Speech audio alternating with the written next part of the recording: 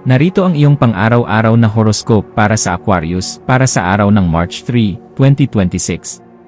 Sa pagdating ng araw na ito ng March 3, mararamdaman mo ang isang napakalakas na bugso ng makabagong enerhiya na nagmumula sa iyong kalooban na nag-uudyok sa iyo na basagin ang mga luma at nakakasawang sistema.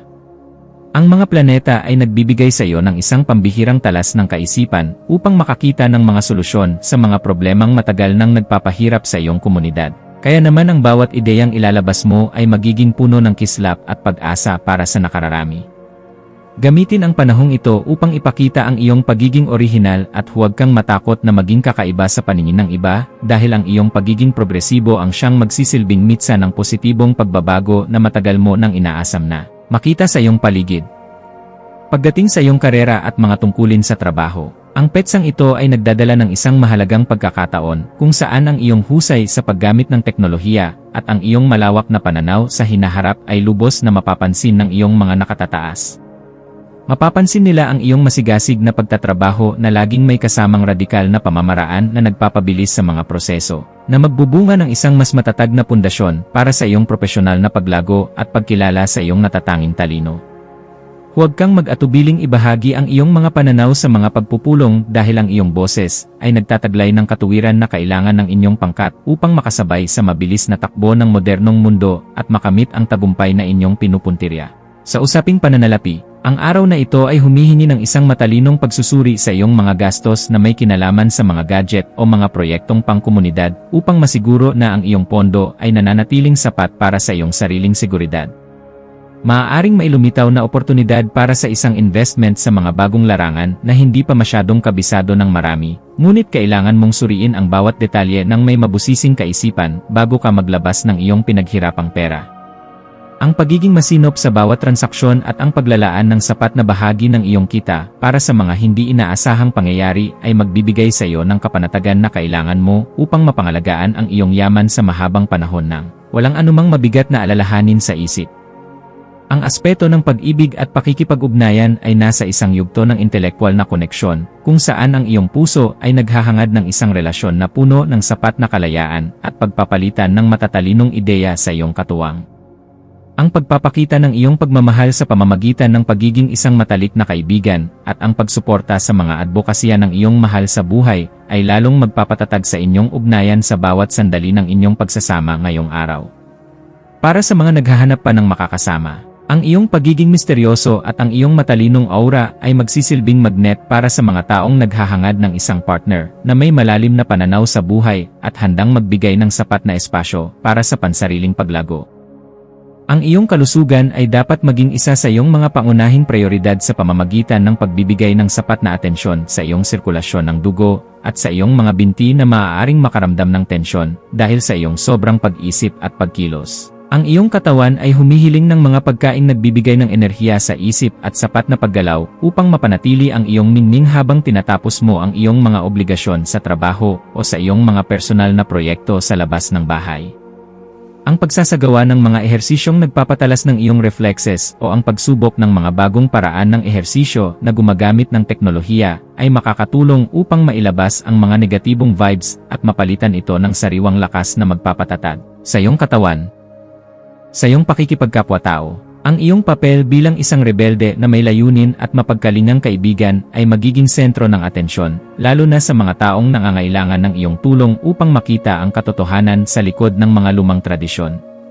May isang tao na maaaring lumapit sa iyo upang humingi ng tulong tungkol sa kung paano magkakaroon ng lakas ng loob na maging totoo sa kanilang sarili. At ang iyong mga salita ay magsisilbing inspirasyon na magbibigay sa kanila ng bagong direksyon at tapang.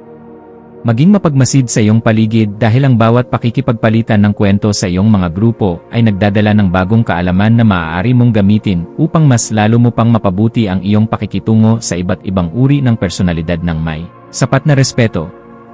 Ang iyong malikhaing isipan ay magkakaroon ng pambihirang kislap sa hapon, lalo na sa mga gawaing may kinalaman sa disenyo, pag-imbento, o anumang paraan ng pagpapahayag na nagpapakita ng iyong pagiging orihinal sa paglutas ng mga komplikadong problema.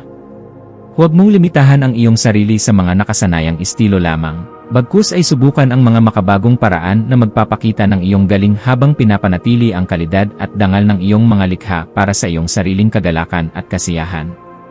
Ang pagbuo ng isang bagay na may layuning magbigay ng kagaanan at inspirasyon sa maraming tao ay nagbibigay sa iyo ng ganap na kagalakan at isang pakiramdam ng tagumpay na sadyang napakahalaga para sa iyong emosyonal na kalagayan sa araw na ito. Para sa pamilya, asahan ang isang kaganapan sa loob ng tahanan na mangangailangan ng iyong pagiging mahinahon upang maging maayos ang takbo ng inyong samahan sa kabila ng iyong pagnanais na magkaroon ng sapat na otonomiya sa iyong mga desisyon. Ang iyong presensya ay magbibigay ng kapanatagan sa loob ng bahay dahil kaya mong magpaliwanag sa paraang hindi nakakasakit ng damdamin at may sapat na pag-unawa sa nararamdamang pangangailangan ng bawat miyembro ng iyong pamilya sa bawat oras. Maging mapagpatawad sa mga lumang paniniwala ng iyong mga kamag-anak at maging isang gabay na laging handang protektahan ang kapakanan ng iyong mga mahal sa buhay habang dahan-dahang ipinapakita ang kagandahan ng mga bagong kaisipan na iyong dala. Ang iyong intuition ay magsisilbing isang matalas na kumpas sa pagpapasya tungkol sa isang bagong oportunidad na may kinalaman sa iyong personal na paglago o sa pagpapaganda ng iyong sariling imahe sa harap ng iyong mga kaibigan at sa social media. Kung may nararamdamang udyok na ayusin ang iyong mga gamit o bumili ng mga kagamitan na magpapadali sa iyong mga gawaing digital, gawin ito ngayon dahil ang daloy ng enerhiya ay pabor sa mga gawaing nagpapahalaga sa pagbabago at pag-unlad. Ang iyong panloob na boses ay malakas na nagpapaalala na handa ka na para sa isang mas mataas na antas ng kaganapan sa iyong pagkatao. Kaya pakinggan ito at huwag hayaang ang mga limitasyon ng iba ay humadlang sa iyong asenso. Sa aspeto ng edukasyon at pagkuha ng karunungan, ang iyong isipan ay magiging kasing talas ng isang kidlat na handang unawain ang bawat komplikadong impormasyon upang mahanap ang pinakaugat ng katotohanan sa iyong mga pinag-aralan ngayong araw. Gamitin ang panahong ito upang magbasa ng mga materyales na magpapalawak ng iyong pangunawa sa mga agham o sa mga paksang may kinalaman sa kapakanan ng sangkatauhan dahil ang mga ito ay sadyang makakatulong sa pagpapabuti ng iyong sariling disposisyon. Ang bawat impormasyon na iyong matututunan ay magsisilbing hiya sa iyong isipan, kaya huwag kang titigil sa paghahanap ng liwanag hanggang sa marating mo ang ganap na kalinawan na iyong matagal nang hinahanap para sa iyong sariling seguridad. Iwasan ang pagiging masyadong detatsado o malamig sa iyong pakikitungo sa mga taong mahal mo dahil lamang sa iyong matinding pagtutok sa iyong mga pangarap o sa iyong mga personal na layunin na nais mong makamit agad. Ang pagpapanatili ng isang balanse sa pagitan ng iyong talino at ng iyong emosyon ay isang kasanayan na dapat mong pagtuunan ng pansin ngayong araw upang mas lalo kang irespeto at mahalin ng mga taong nakapaligid sa iyo. Ang pagpili sa kung ano ang nakakabuti sa iyong pangmatagalang mitiin nang hindi isinasakripisyo ang iyong mga relasyon ay magbibigay sa iyo ng mas mabilis na resulta at mas malalim na kagalakan sa iyong puso sa bawat sandali ng iyong pagkilos. Ang iyong espiritual na aspeto ay nangangailangan din ng pagkalinga sa pamamagitan ng paghahanap ng sandali ng katahimikan sa gitna ng iyong abalang schedule upang muling makakonekta sa iyong panloob na lakas na nagbibigay ng direksyon sa iyong buhay. Ang pagninilay-nilay tungkol sa iyong mga tunay na hangarin ay magbibigay sa iyo ng sagot kung bakit kailangan mong maging matatag at kung paano mo magagamit ang iyong talino para sa kabutihan ng iyong sarili at ng iyong kapwa-tao. Ang pagpapasalamat sa bawat biyaya, maliit man o malaki, na iyong natatanggap ay magbubukas ng pinto para sa mas marami pang milagro, kaya panatilihin ang iyong integridad at ang iyong pagiging marangal sa lahat ng pagkakataon na ibinibigay sa iyo. Maging mapagmasid sa mga digital na transaksyon, kontrata, o mga mensaheng iyong matatanggap ngayong hapon. At siguraduhin na naintindihan mo ang bawat detalye bago ka magbigay ng iyong pagsang-ayon upang maiwasan ang anumang aberya sa iyong mga plano.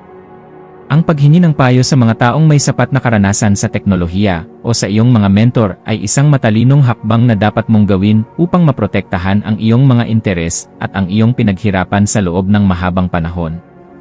Ang pag-iingat sa ganitong mga usapin ay magbibigay sa iyo ng kapanatagan na ang iyong mga hakbang ay nasa loob ng katuwiran at hindi ka malalagay sa alanganin dahil lamang sa kakulangan sa mabusising pagsusuri ng impormasyon. Sa pagdating ng gabi, maglaan ng oras upang ayusin ang iyong kapaligiran at ang iyong isip sa pamamagitan ng paggawa ng mga bagay na nagbibigay ng kagaanan sa iyong sistema gaya ng pagdidiskonekta sa internet o pakikinig sa musika.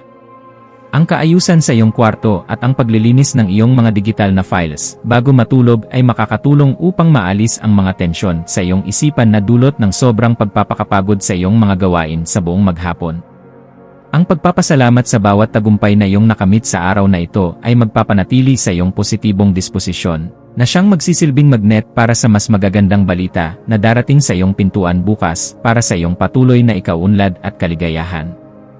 Bilang huling payo para sa iyo, laging tandaan na ang tunay na lakas ay matatagpuan sa pagkakaroon ng isang malayang puso na laging handang tumulong sa iba habang nananatiling tapat sa sariling mga prinsipyo sa bawat sandali.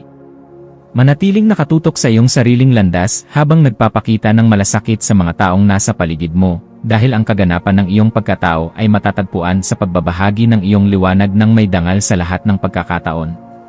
Hayaang ang liwanag ng karunungan ang maging gabay mo sa pagtahak sa daan ng iyong mga adhikain, at maniwala ka na sa bawat pagsusumikap mo na magpakita ng kabutihan, mayroong magandang bukas na naghihintay para sa iyo. Ang iyong mga maswerteng numero para sa araw na ito ay 7, 14 na, at 19. Ang iyong maswerteng kulay ay electric blue o pilak na sumisimbolo sa inobasyon at kalinawan ng isip. At ang maswerteng gawain para sa araw na ito ay ang pagsubok ng isang bagong api na makakatulong sa iyong productivity, ang pakikipagtulungan sa isang grupo para sa isang layuning panlipunan, o ang simpleng pagninilay tungkol sa kung paano mo mababago ang iyong buhay para sa mas magandang kinabukasan.